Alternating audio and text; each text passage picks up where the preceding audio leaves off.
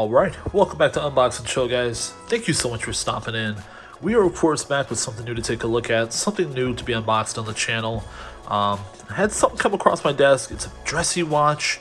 I do think it's a great effort. We're going to jump right into it, okay? Get your drinks. As you can see, I've got my Mountain Dew Frostbite. Get your drinks. We're going to knock this one out, okay? I do also want to say at the top of the video, if you can hear my voice, hit that subscribe button if you're new around here. Join the UNBOX&CO family. We do unbox watches on this channel. This is a watch channel. So if you like watches, and I hope you do, stick around, hit that subscribe button. And of course, at 1K subscribers, we do have a giveaway coming up. So I can't wait to mail something cool out to somebody here, okay? All right, let's get my desk ready. We'll move everything out of the way. And we'll bring it in. So now this is the box. And as you can see here, it's a wooden box. It looks like it's covered in some kind of a lacquer here because it's actually very shiny. And this is from the company DUKU&CO. So that's what the DC is. So DUKU and company. So the C is the and Co. So definitely a nice one, a nice box. I'll say, nice box presentation. Only thing about this is that as soon as you see green and gold, you automatically think Rolex. And obviously this, this isn't a Rolex, but green and gold is kind of forever tainted with oh, Rolex. As soon as you see a green and gold watch box, so because they've kind of made the colors iconic here. So but listen, this is a nice effort. It's a nice wooden box, especially at this price point. This is a company that started on Kickstarter, apparently. I kind of was doing some research on them. It appears that they started on Kickstarter, and I think you could have gotten into this one for about $149. It looks like it's now on their website for $219. Okay, let's jump in. So now in terms of the box, like I said, even the hinges are pretty nice, honestly, at this price point. Even the hinges are pretty nice. And right off the bat, you've got the box on the pillow. We'll get that out of the way here. We'll put that back in there. And you've got the DC at the top there. This is lined up pretty nicely. I mean, it's like it's quite nice on the inside here.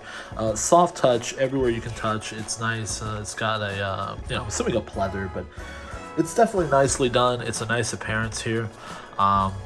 Definitely, like I said, for the price point, this box knocks it out of the park. So you can get a lot of nice Seikos that come in a paper box. So this particular watch here that I'm wearing, real quick, we'll do a wristwatch check, is my Seiko Turtle, Seiko King Turtle. And this is a box. This is a watch that Seiko originally sold on their website for $650. I didn't pay that, don't worry. But it came in a paper box, just to kind of show you the comparing and contrasting here. This one was about $200. Obviously, this is a way better watch than this one, but still, just showing you that a nice box to me goes a long way, for me anyway. Even though I know everyone says, okay, you're just going to put it in a closet. Listen, the presentation matters, okay? So let's jump in. This is the Homage collection, okay?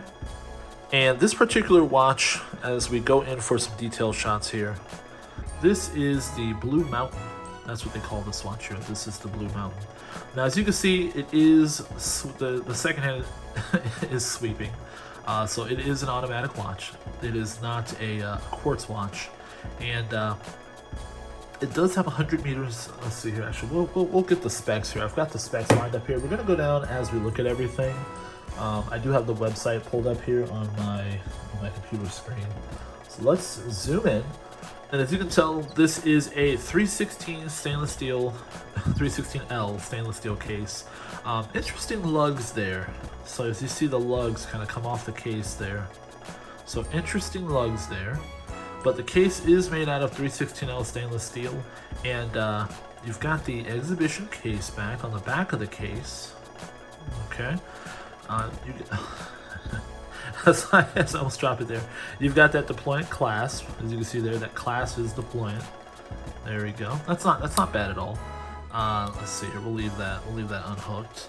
And in terms of the size Okay, we're just gonna pay that off now. It is 39 millimeters. So this is definitely, as I'll get my watch off so that we can try it on here. This is definitely a a smaller watch. If you're a larger guy like me, you may or may not want the 39 millimeter case size, but this is 39 millimeters. As you can see, the hands are blue. And one gripe that I'll go ahead and get right off the bat is that it appears that when I look at the dial here, everything is printed on. You know, listen, at this price point, I understand, you know, everything being printed on the dial, but it would be nice if the logo and the indices were at least applied. Looks like they've got Roman numerals here. It's done in blue. The hands are in blue. The dial is white. You know, you do have is there a little bit of a curve to the crystal there that's on there. And that is a sapphire crystal glass, just so you know. So that's going to be definitely durable. It's a sapphire crystal glass, or a glass. I don't feel anything on the in terms of the crown here. I don't think it's a signed crown at all. But overall, like I said, I mean, not a terrible piece in terms of the movement. You do have the Miyota 8215 automatic. You have that, like I said, deployant clasp buckle. The strap is a croc style strap, so it's leather, but it is croc style. It's blue to match the, you know, the hands and the indices there. It is blue and it is 20 millimeters, so it's not a 22, 24 millimeter, it's 20 millimeters. So this is definitely meant to be small and elegant. Let's see here. You do have 100 meters of water resistance, which isn't bad for a. It's pretty nice for a dress watch. So you can go ahead and set the time there. That in, you can wind it, and it appears that it does not have. So it does not hack. That's very interesting here. It does not hack, so you can set the date there, of course. So it does have a date window, a date complication at the 3 o'clock there. This does not hack. I gotta look up the Miyota 8215. Does that normally not hack? I've gotta look that up.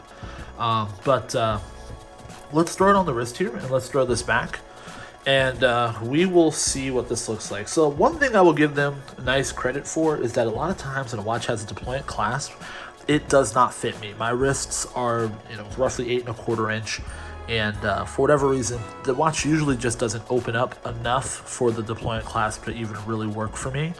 So I usually don't opt for any deployant clasps on a watch. But this one apparently does work. It does fit. I can get it over my wrist. Now, it is towards the end there. So I can just barely put it under the one loop there, but at least it did. At least I can get it on my wrist. Give me 1 second here, guys. I'm gonna shimmy and adjust this, and then we're gonna come in. Oh, oops! I kind of bumped the camera. We're gonna come in for some glamour shots here. So there it is on the wrist. Very small, very elegant, very dainty. Like I said, you see that Miyota 8215 working there. But this is definitely the size that, personally, I think it works for a dress watch. If you're going to put this under your, under the cuff, okay, for your dress shirt here, this definitely works. You don't want something too big. I went out to a wedding yesterday, and I was actually wearing my Orient Bambino.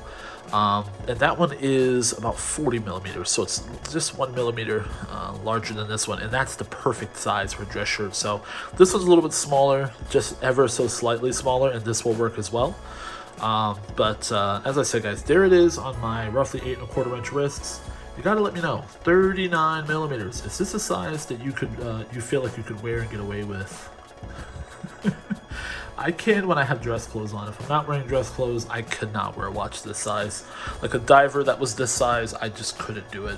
I think 40 and higher is kind of my minimum for any other watch other than a dress watch. But if I was wearing a dress shirt, I think I could actually pull off this 39 millimeter watch. So you've got to get over that big man, small watch phobia, okay? Let me know in the comment section below. This is the DUKU&CO. What do you know? Do you see $219 worth of value here? The movement is not bad.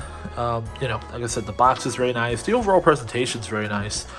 Trying to offer you something a little bit more elegant, but of course at a price point. But then of course you kind of ask yourself the question: do you get this, or do you spend about 150 bucks and get yourself a nice Orient Bambino, which works with everything?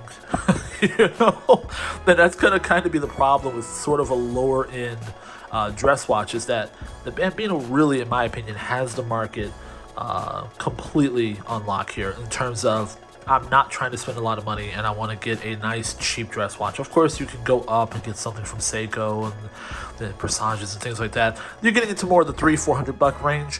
When you're kind of at 200 or less, you really could get a nice Bambino, and you could really just rock out with that, and that's going to cover all kinds of occasions. I have one that sits in my watch box. When I got a wedding or something nice coming up, I pull it out, it works, goes right back in the watch box, it's done. So 150 bucks will sort you out in that regard. Is it worth it to spend 219 bucks on something like this? Like I said, it's nice. It does have some character. I don't mind the, I'm not a crocodile strap guy, I will say, but I really don't mind it in this blue. It's not something you see every day. It does definitely make it pop. DUKU&CO, check them out, guys. Thank you so much for watching. I do appreciate it. This has been UNBOX and Chill, signing out.